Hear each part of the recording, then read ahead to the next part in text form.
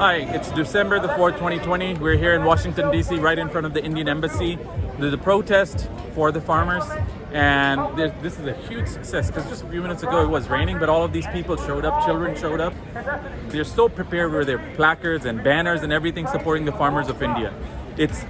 Keep in mind, it's farmers of India, just not Punjab. It's Haryana, Himachal Pradesh. There are people from Tamil Nadu, Goa, Maharashtra. There are people from all states, even though it's organized by the Punjabis. There are people from all different states and religions. And we're handing the memorandum to the officials over here. What's going on today is the government issued 3 laws that are very controversial. The first law is there was something called the minimum support price. That is the least amount of money that they're willing to give to the farmers. But then they opened a new channel in which there is no such restrictions. So that will actually create a scenario of crony capitalism where the farmer could be cheated. And there are case studies in other states like Bihar and elsewhere that has happened where they've had to sell their crop at half the price. India has a huge farmer suicide issue. This is just going to exacerbate that situation. The law number 2 is where they can do hoarding, and it's a stocking law. And in this scenario, just like the oil cartels of the Middle East, where they can actually hoard billions of barrels of oil, in the same way, really affluent middlemen and conglomerates can do the same, where they can have these granaries and fill them with grain and control the market prices. Because this is a commodity item, therefore such acts are very sensitive in the social, economic, and geopolitical scenarios.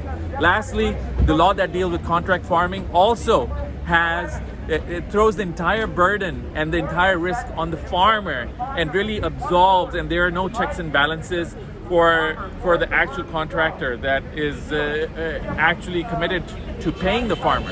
In that scenario, all of these 3 laws, where the farmers are not endorsing these laws, are really rejected by various farming unions in India, otherwise known as Bharat Kisan Union. And this is pan-Punjab, it's pan-India, it's in Punjab, Haryana, Rajasthan, all the states. This has been one of the biggest demonstrations in the history of independent India that's happening in India right now.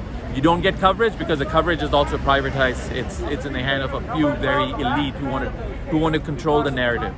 So having said that, we here in the US, you will see every city they're having car rallies. They've got students coming in, they've got young kids coming in, young adult parents coming in, and really organizing for the first time, not about religious issues, not about regional issues, but farmers.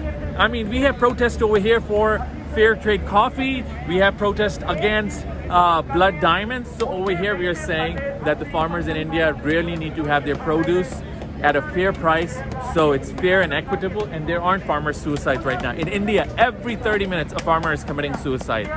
Please, all the people that are living in this country, do not eat food coming from a dead man's field, because we want to make sure we have guilt-free food, clean food, pure food for our children and our communities, and we are willing to pay that extra to contribute to the farmer's family and create an economy that's sustainable for all.